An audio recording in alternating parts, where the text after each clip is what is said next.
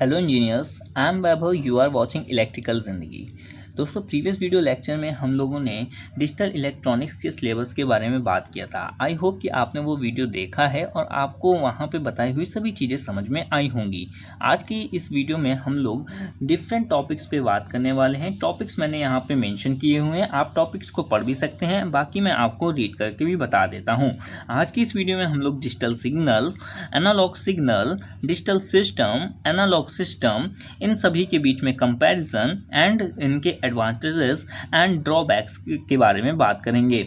इसी वीडियो में हम लोग बहुत और भी इनसे रिलेटेड जो भी टर्म्स होंगे उनके बारे में भी हम लोग बात करने वाले हैं। तो वीडियो बहुत ज़्यादा इंपॉर्टेंट है। डिजिटल इलेक्ट्रॉनिक्स को बेसिक्स समझने के लिए एक इनिशियल वीडियो है जिसे देखने के आपके लिए बहुत ज़्यादा ज़रूरत है, ठीक है। लेकिन इस वीडियो को शुरू करने से पहले मैं आपका एक मन में डाउट क्लियर करना चाहूँगा। आपके मन में एक डाउट ज़रूर से ज़रूर आएगा या फिर अभी आता भी होगा कि हम तो इलेक्ट्रिकल के स्टूडेंट्स हैं, तो हमें इलेक्ट्रॉनिक्स क्यों पढ़ाई जा रही है, क्या ज़रूरत है हमें इलेक्ट्रॉनिक्स पढ़ने का। तो चलिए थोड़ा सा हम इस डाउट पे, इस क्वेश्चन पे डिस्कशन कर लेते हैं कि हमें आखिरकार इलेक्ट्रॉनिक्स क्यों पढ़नी चाहिए, ठीक है। यहाँ पे मैं आपका इस क्वेश्चन को क्लियर करने का कोशिश करता हूँ। देखिएगा, इलेक्ट्रिकल जो हम लोगों की ट्रेड है, इलेक्ट्रिकल और जो इलेक्ट्रॉनिक्स होती है, इलेक्ट्रॉनिक्स, देखिए हम लोगों की ट्रेड तो इलेक्ट्रिकल है, पर हम लोगों को पढ़ाया क्या अभी जा रहा है, इलेक्ट्रॉनिक्स भी पढ़ाई जा रही है। तो ऐसा क्यों है?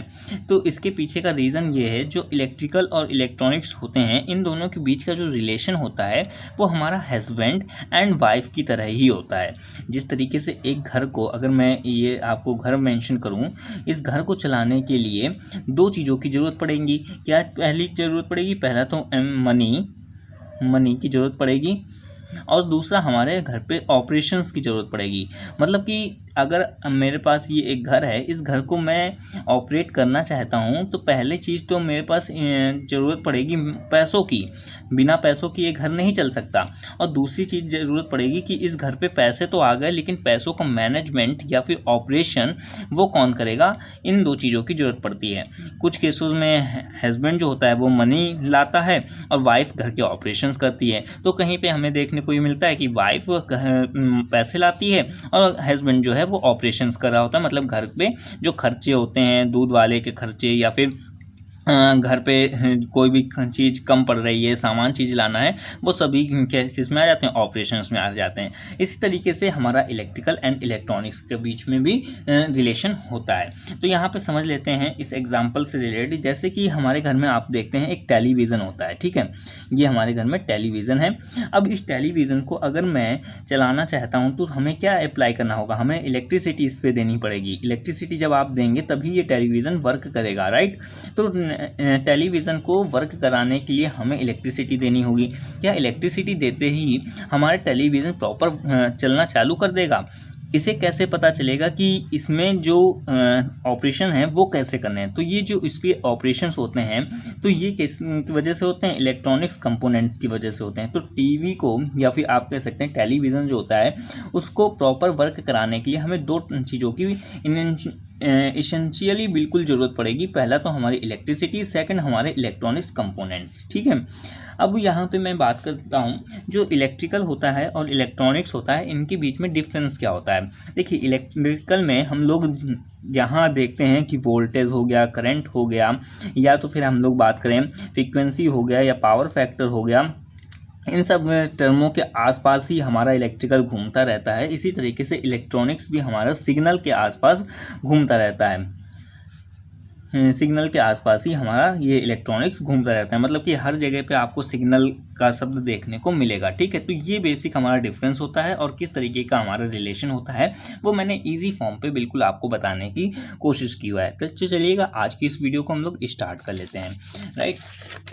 तो आज की इस वीडियो में सबसे पहले तो हम लोग सिग्नल के बारे में ही पढ़ लेते हैं कि सिग्नल क्या होते हैं और ये इलेक्ट्रॉनिक्स में इतने ज़्यादा इम्पोर्टेंट या वेरियस रोल क्यों ये प्ले कर रहे होते हैं। तो सिग्नल, अगर मैं आपको एक बहुत छोटे से आइडिया के साथ बताऊं, तो जैसे हम लोग देखते हैं कि एक यहाँ पे अगर हमारा एक पर्सन है, राइट। एक यहाँ पे हमारा पर्सन है और दूसरा हमारा यहाँ पे पर्सन है।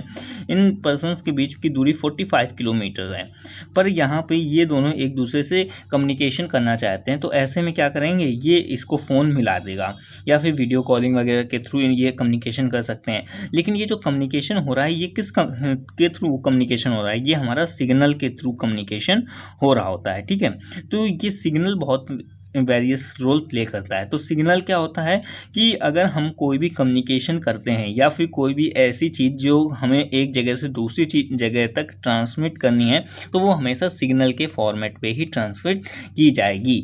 मतलब कि ये नहीं समझिएगा कि डाकिया द्वारा वाला कोई एग्जांपल नहीं है। आप कहोगे कि मैं तो कोई भी चिट्ठी वगैरह होता है बट डाकिया के द्वारा मैं भिजवा देता हूँ, पोस्टमैन के द्वारा, तो ये यहाँ पे चीज़ नहीं है। लेकिन मैं बात कर रहा हूँ कंपोनेंट्स की। अगर कंपोनेंट्स के थ्रू आप कोई भी चीज़ एक जगह से दूसरी जगह ट्रांसमिट कराना चाहते हैं तो वो सिग्नल के फॉर्म में ही ट्रांसमिट होगी, क्यों ना इलेक्ट्रिकल हो क्यों ना इलेक्ट्रॉनिक्स हो। तो चलिएगा सिग्नल के बारे में समझ लेते हैं। सिग्नल क्या होता है, अ फंक्शन ऑफ, यहाँ पे आप समझ सकते हैं, a function of one or more independent variables which contains some information is called signal। मतलब कि यहाँ पे जो सिग्नल होता है वो क्या होता है कि इंडिपेंडेंट, मतलब कि सभी चीज़ों से स्वतंत्र होता है और ये कुछ ना कुछ हमारी इंफॉर्मेशन को वेरी कर रहा होता है। सिग्नल में भी broadly classified into following two categories. जो सिग्नल होते हैं ये हमारे दो तरीके के मोटे तौर पे बांटे गए हैं, एनालॉग सिग्नल, दूसरा हमारा डिजिटल सिग्नल। अब समझ लेते हैं एनालॉग सिग्नल क्या होते हैं और डिजिटल सिग्नल क्या होते हैं। एनालॉग सिग्नल क्या होते हैं, इनकी काफ़ी सारी हमारे क्वांटिटी होती हैं। ठीक है, जैसे कि आप देखते होंगे कि एसी जो होती है, अल्टरनेटिंग करंट, उसकी क्या होती है, काफ़ी सारी हमारी मैग्नीट्यूड्स होते हैं, उसके काफ़ी सारे हमारे मान होते हैं। जैसे आप देखिएगा तो घर आपको एसी का तो साइन का जो वेव होता है वो तो आपको पता है। अब यहाँ पे आप देखते हैं कि यहाँ पे कई सारे इसके अलग अलग मान इसके होते हैं एसी के। तो जो एनालॉग सिग्नल होते हैं वो हमारे कुछ अल्टरनेटिव करंट के तरीके ही होते हैं। इनके काफ़ी सारे हमारे मैग्नीट्यूड या फिर इसकी काफ़ी सारी वैल्यूज़ होती हैं। तो एनालॉग सिग्नल्स क्या होते हैं, it has infinite number of different magnitude, मतलब इसमें कई सारे, इन्फिनिट मतलब कि अनंत इसमें नंबर्स हो सकते हैं। It continuously very with time, समय के साथ साथ ये नंबर भी बदलते जाते हैं। एग्जाम्पल में यहाँ पे जैसे साइन वेव हो गया जो कि अल्टरनेटिंग करंट ही होती है, इस तरीके की कुछ, या फिर ट्रायंगुलर वेव हो गया, तो इस तरीके का ये एग्जाम्पल मैंने यहाँ पे रिप्रेजेंट किया हुआ है। राइट, अब डिजिटल सिग्नल के बारे में बात कर लेते हैं। जो डिजिटल सिग्नल होता है it has only finite numbers, मतलब इसमें लिमिटेड नंबर ही होते हैं, जिसमें 0 व 1 हमारे मेनली होते हैं। ठीक है, 0 व 1 ही इनमें नंबर होंगे, और भी नंबर्स होते हैं लेकिन 0 व 1 इसमें ज़्यादातर देखने को मिलते हैं। और मोर पेयर्स, मतलब कि और भी इसमें पेयर्स हो सकते हैं। ठीक है, रिप्रेजेंटेशन कैसा होता है डिजिटल सिग्नल्स का, कुछ इस तरीके से होता है, जहाँ पे ये जो डाउन वाला होता है इसे हम लोग 0 का बोलते हैं, और जो हायर ये होता है इसको हम लोग 1 बोलते हैं। ठीक है, इसी तरीके से इसका रिप्रेजेंटेशन अगर कि मैं बात करूँ तो डिजिटल सिग्नल्स हैव 2 वैल्यूज़, 0 मतलब कि हाई, मैंने बताया ना कि मतलब कि 0 मतलब कि लो और 1 मतलब कि हाई यहाँ पे। ठीक है, तो digital signal have 2 values 0 and 1। 1 को क्या कहते हैं, हाई कहते हैं, 0 को हम लोग लो कहते हैं। ठीक है, कई जगह में 0 को ऑफ भी कहा जाता है और 1 को ऑन भी कहा जाता है। ठीक है, according to this there are 2 types of logic systems, मतलब कि इसके आधार पे, ये जो मैंने आपको बताया 0 1, इसके आधार पे इसे 2 तरीके के भागों में बांटा जा सकता है। जो डिजिटल सिग्नल्स होते हैं ये 2 तरीके के हमारे देखने को मिलते हैं, पॉजिटिव लॉजिक सिस्टम, सेकंड हमारा नेगेटिव लॉजिक सिस्टम। तो चलिएगा समझ लेते हैं positive logic system and negative logic system क्या होते हैं।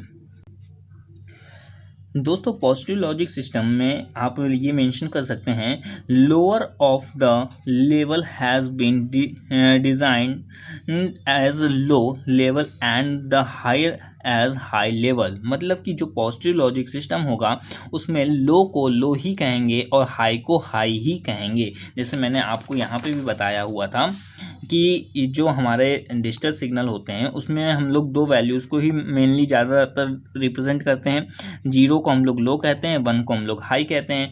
इसी तरीके से यहाँ पर आपको मैं दिखाऊं, जो पॉजिटिव लॉजिक सिस्टम होता है इसमें हम लोग लोअर को हम लोग लो लेवल कहते हैं, इसको हम लोग एज अ लो लेवल कहते हैं, और हायर को हम लोग एज अ हाई लेवल कहते हैं। यहाँ पे मैंने बनाया भी हुआ है कि लो को हम लोग 0 ही कहेंगे और हायर को हाई कहेंगे। लेकिन नेगेटिव सिस्टम में ये जो सीक्वेंस होता है ये हमारा कुछ बदल जाता है। Higher of the level has been designated as a low level and the lower as a high level. ठीक है, तो यहाँ पे हायर को हम लोग as a low level consider करते हैं और लोअर को as a high level consider करते हैं। मतलब हाई को हम लोग 0 यहाँ पे कंसिडर करेंगे एंड लो को हम लोग 1 कंसिडर करेंगे। तो यहाँ तक तो आपको समझ में आ गया होगा कि एनालॉग सिग्नल्स क्या होते हैं एंड डिजिटल सिग्नल्स क्या होते हैं। चलिएगा अभी बात कर लेते हैं comparison of digital and analog signals के बारे में। तो यहाँ पे मैंने पैरामीटर्स आपके सामने लिखे हुए हैं। सेकेंडली यहाँ पे मैंने एनालॉग सिग्नल्स लिखा हुआ है और यहाँ पे डिजिटल सिग्नल्स के पैरामीटर्स लिखे हुए हैं।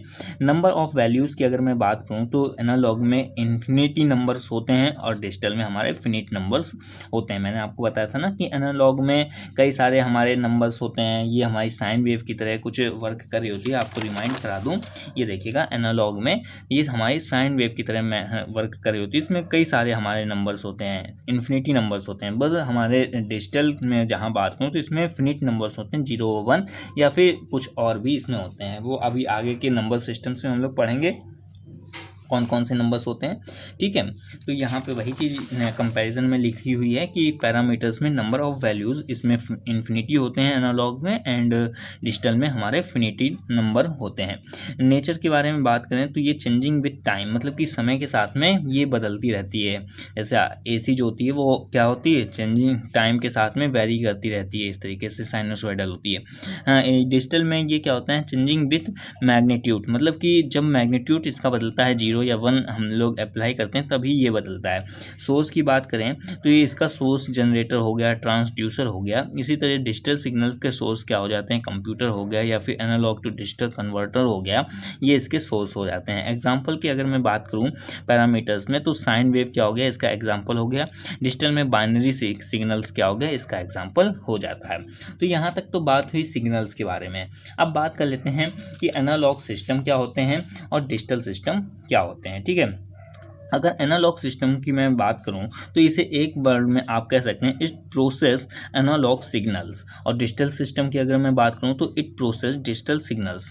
एनालॉग सिग्नल्स में अगर मैं बोलूं तो ये हमारे एनालॉग सिस्टम होते हैं ये एनालॉग सिग्नल्स को प्रोसेस कर रहे होते हैं। इसी तरीके से जो डिजिटल सिस्टम्स होते हैं ये डिजिटल सिग्नल्स को प्रोसेस कर रहे होते हैं। ठीक है, यहाँ पे कंपेरिजन भी आप कर सकते हैं, comparison of analog and digital systems